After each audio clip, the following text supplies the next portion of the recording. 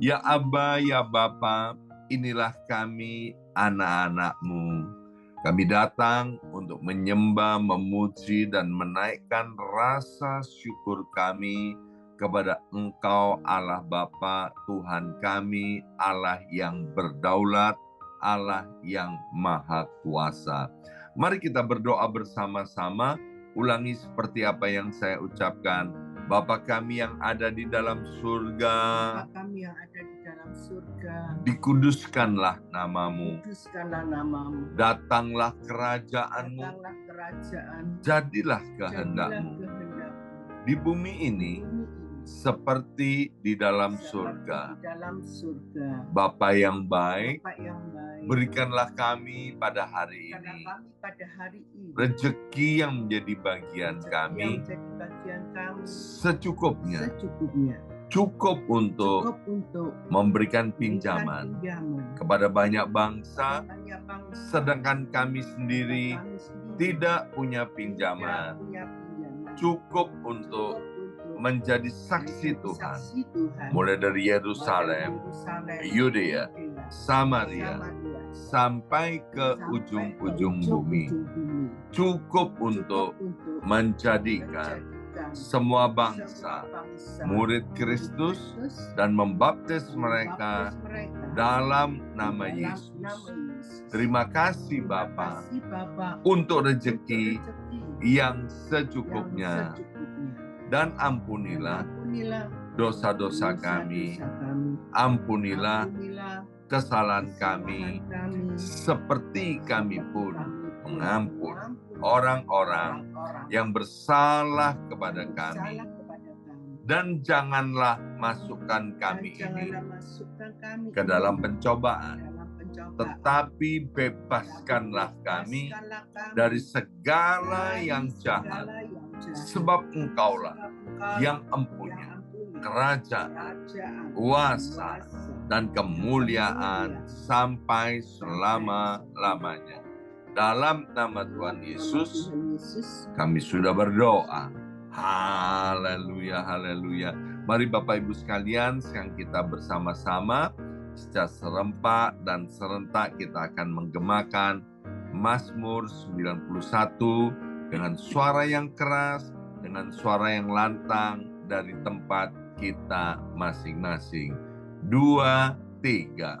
Mazmur 91. Orang yang duduk dalam lindungan yang maha tinggi dan bermalam dalam naungan yang maha kuasa akan berkata kepada Tuhan, tempat perlindunganku dan kubu pertahananku, Allahku yang kupercayai. Sungguh Tuhanlah yang akan melepaskan aku dari jerat penangkap burung dan dari penyakit sampar yang busuk. Dengan kepaknya Tuhan akan menudungi aku. Di bawah sayapnya aku akan berlindung. Kesetiaan Tuhan ialah perisai dan pagar tembok. Amin, amin, amin. Terjadi di dalam nama Tuhan Yesus. Aku tak usah takut terhadap kedahsyatan malam, terhadap panah yang terbang di waktu siang, terhadap penyakit sampar yang berjalan di dalam gelap, terhadap penyakit menular yang mengamuk di waktu petang. Walau 1.000 orang rebah di sisiku dan 10.000 di sebelah kananku, tetapi itu tidak akan menimpa aku. Aku hanya menontonnya dengan mataku sendiri dan melihat pembalasan terhadap orang-orang fasik. Sebab Tuhan ialah tempat perlindunganku yang maha tinggi, telah kubuat tempat perteduhanku. Amin, amin, amin. Terjadi di dalam nama Tuhan Yesus. malapetaka tidak akan menimpa aku, dan tulah tidak akan mendekat kepada kemahku. Sebab malaikat-malaikat Tuhan akan diperintahkan oleh Tuhan kepadaku untuk menjaga aku di segala jalanku. Para malaikat Tuhan akan menatang aku di atas tangannya, supaya kakiku jangan terantuk kepada batu. Singa dan ular tedung akan aku langkai. Aku akan menginjak anak singa dan ular naga. Amin, amin, amin. Terjadi di dalam nama Tuhan Yesus. Sungguh hatiku melekat kepada Tuhan, maka Tuhan akan meluputkan aku, Tuhan akan membentengi aku, sebab aku mengenal nama Tuhan. Bila aku berseru kepada Tuhan, Tuhan akan menjawab. Tuhan akan menyertai aku dalam kesesakan. Tuhan akan meluputkan aku dan memuliakan aku. Dengan panjang umur akan Tuhan kenyangkan aku, dan akan Tuhan perlihatkan kepadaku keselamatan daripadanya. Amin, amin, amin.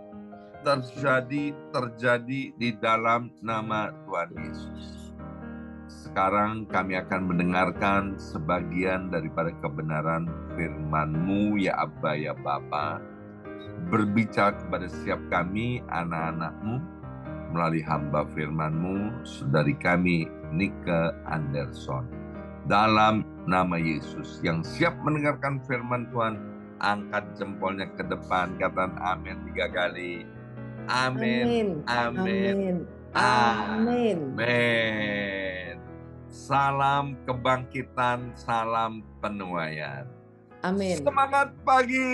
Semangat pagi. Semuanya semangat pagi. Apa kabarnya Bapak Ibu semuanya? Luar biasa ya. Iya, luar biasa. Senang sekali hari ini Sabtu, tanggal 11 Mei 2024, boleh bersama-sama kembali dengan Bapak Ibu yang mencintai Tuhan dan dicintai oleh Tuhan. Kembali hari ini kita akan dilayani oleh hambanya, yaitu saudari kita, Nike Anderson. Silakan Nike, waktu dan tempat untuk Oke, Nike. terima kasih Pastor Yongki untuk waktu dan kesempatannya. Shalom, Bapak Ibu, saudara-saudariku, semua yang terkasih di dalam Tuhan. Semangat pagi ya yang ada di Amerika dan semangat sore yang ada di Indonesia. Sebelumnya saya mau mengucapkan happy early Mother's Day ya. Untuk para ibu-ibu yang cantik-cantik dan yang sehat-sehat semuanya. Tuhan Yesus cinta akan kita semua. Amin.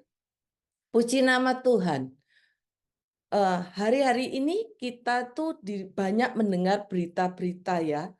Hal-hal yang baik maupun hal-hal yang tidak baik. Tetapi kita mengucap syukur pada hari ini. Kita punya nama di atas segala nama. Tuhan di atas segala Tuhan. Yaitu Tuhan Yesus Kristus yang begitu besar kuasanya. Dahsyat, ajaib. Yang tidak terkalahkan dan tidak terbantahkan. Karena dia adalah Tuhan yang berdaulat ya. Raja di atas segala raja itu boleh ada dalam setiap hidup kita semua. Ada banyak nama di dalam Alkitab. Tetapi nama itu bukan sekedar nama, tapi merupakan penggambaran Allah tentang dirinya sendiri. Nama-nama Tuhan itu menyebutkan aspek-aspek sifatnya Tuhan.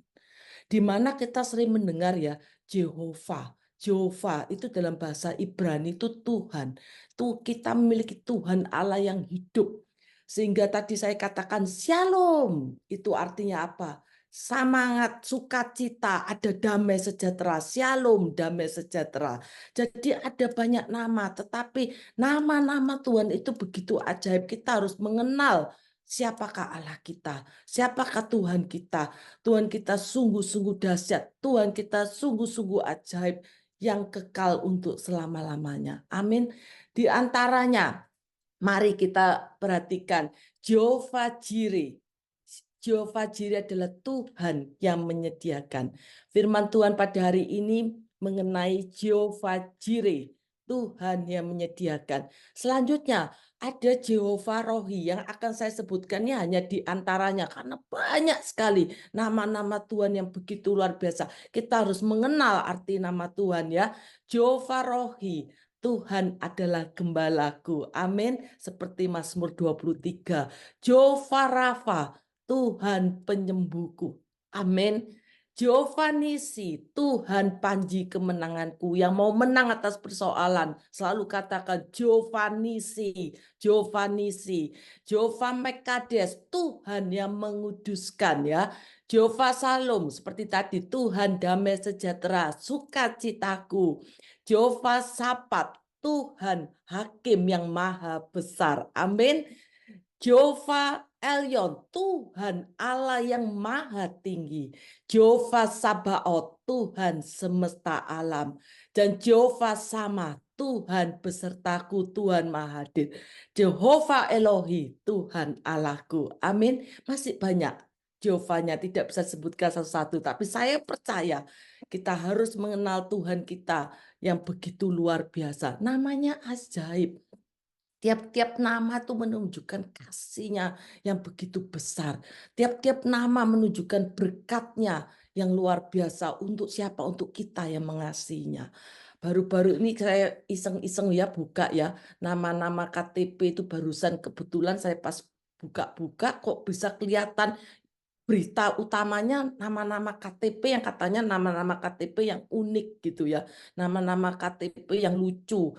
Tapi saya lihat kasihan juga ya orang kok disebut anti dandruff. Nama di KTP anti dandruff gitu ya. Itu kasihan sekali ya dapat nama seperti gitu ya. Ada yang namanya Buntung. Itu kan kasihan sekali kenapa diberikan nama-nama demikian. Jadi kita nih bersyukur kita punya Tuhan yang ajaib. Kita punya Tuhan yang kekal, namanya ajaib. Kalau kita memakai nama Tuhan yang ajaib dalam setiap hidup kita, saya percaya ada penyertaan, ada perlindungan, janji-janji Tuhan digenapi dalam hidup kita semua. Karena nama Tuhan kalau kita lihat di Mazmur 102 ayat 13, tetapi Engkau ya Tuhan bersemayam untuk selama-lamanya dan namamu tetap turun-temurun. Nama Tuhan kita tuh maha segala-galanya. Mungkin sering orang nggak asal menyebut nama. Jangan sebut asal nama, tetapi saya percaya kita harus memiliki nama-nama yang diberkati. Selalu perkatakan yang positif, selalu memberikan yang terbaik untuk Tuhan.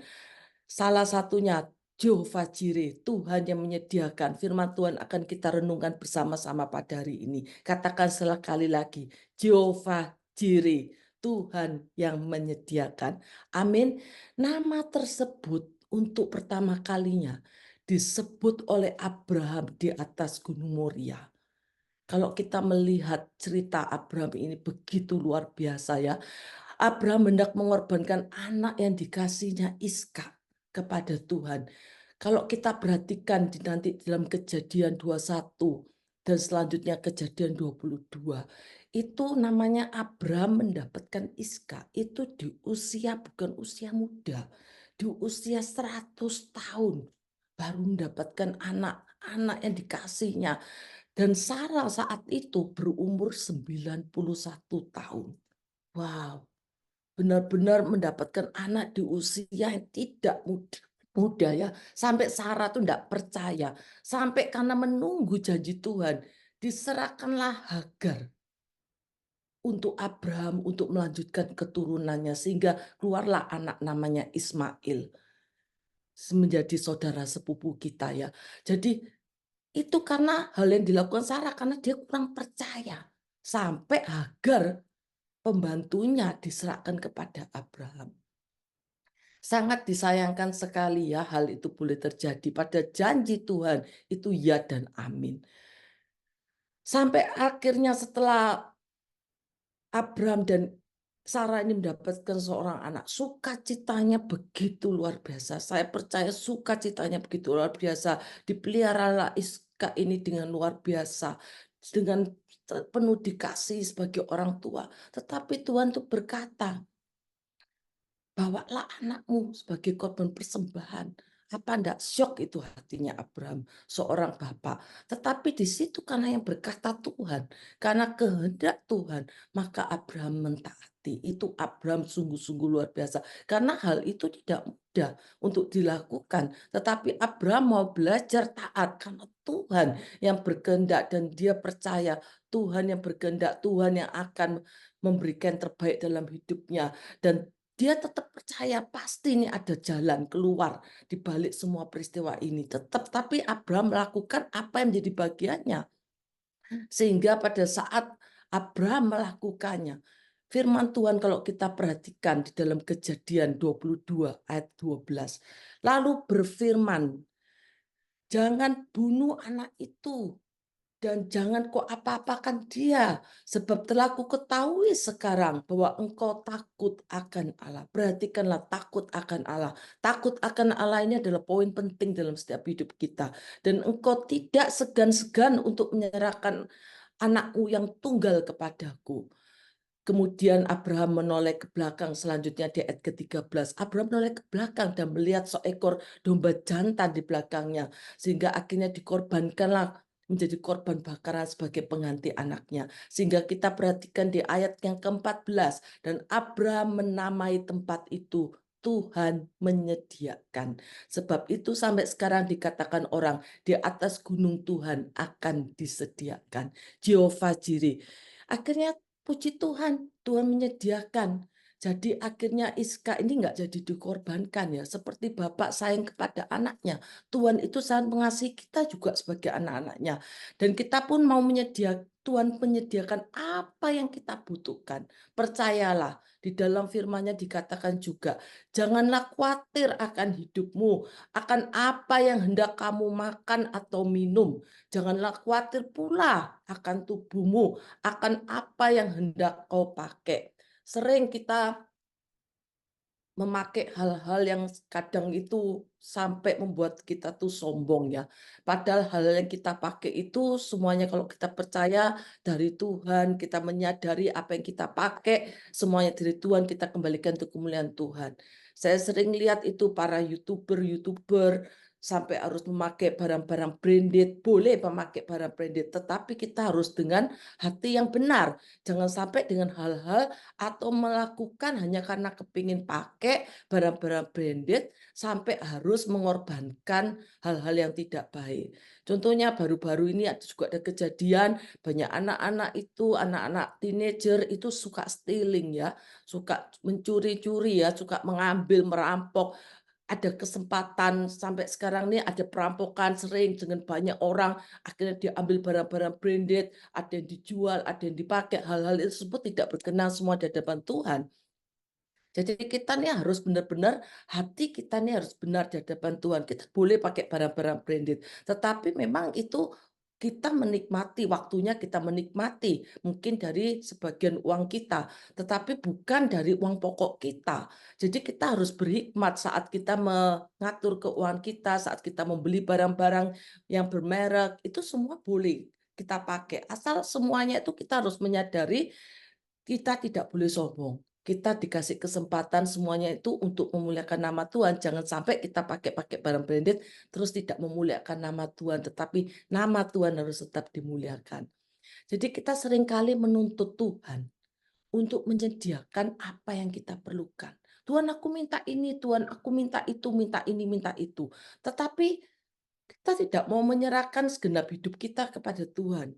Sehingga akhirnya hal-hal itu juga akan sia-sia ya. Waktu, tenaga, pikiran itu adalah harta kita untuk Dia. Amin. Waktu kita, tenaga kita, pelayanan kita itu adalah hal-hal yang berharga di mata Tuhan. Jadi kita mau mengasihi Tuhan dengan segenap hati kita, melakukan apa yang Tuhan perintahkan. Walaupun kelihatannya belum Tuhan sediakan, tetapi kita selalu percaya Jehovah Jireh, Tuhan menyediakan. Seperti firman yang dikatakan di dalam Filipi 4 ayat 19. Mari kita buka bersama-sama.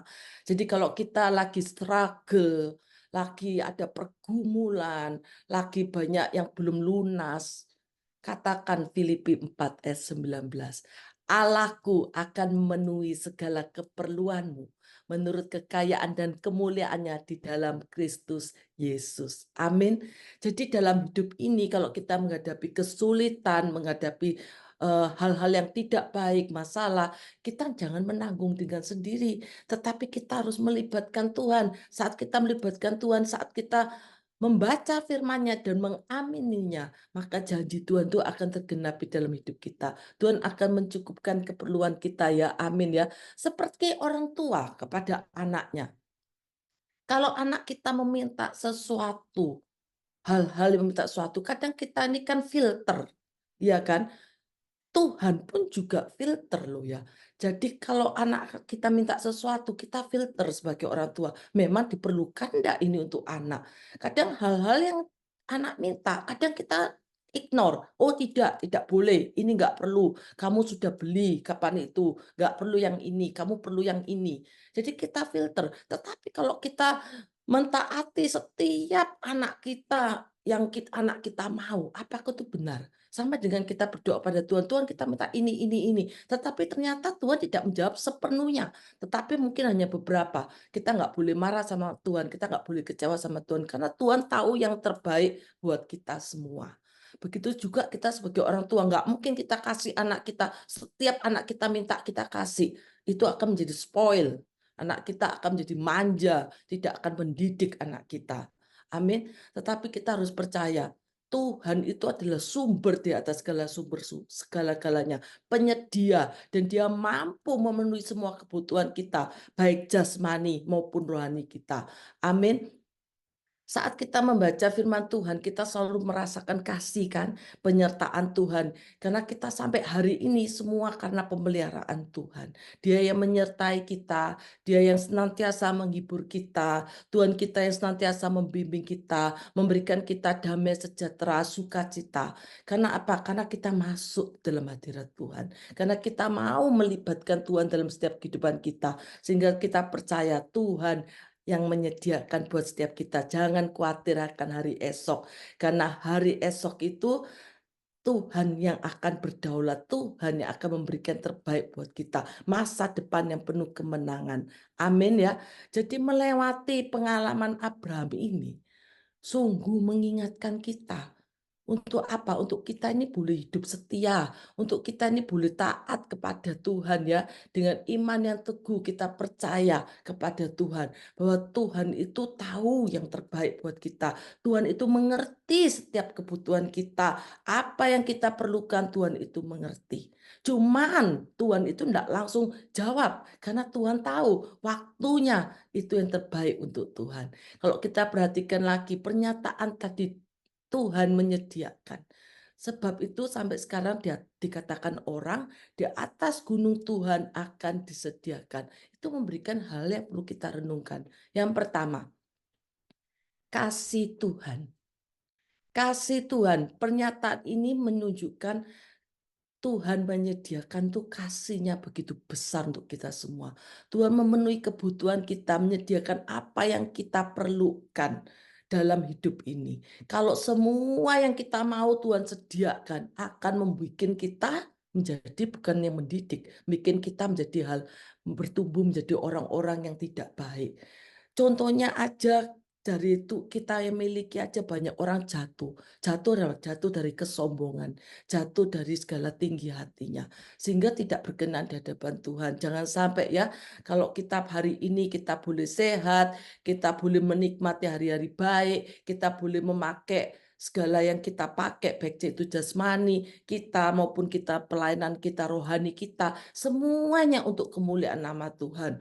Kita harus menyadari itu semua cuman kesempatan, cuman anugerah yang Tuhan berikan pada kita. Jadi tidak ada yang perlu kita sombongkan ya. Tuhan itu berdaulat sehingga Iska itu tetap hidup. Karena tuh Iska itu Tuhan punya rencana masa depan yang baik untuk Iska. Iska tidak mati. Pada saat Abraham membawa, itu kalau kita perhatikan di ayat sebelumnya, Abraham itu berkata kepada bujangnya, "Kamu tinggal di sini, aku akan naik bersama anakku." Tetapi apa yang dikatakan oleh Abraham kepada bujangnya? "Aku akan sembahyang."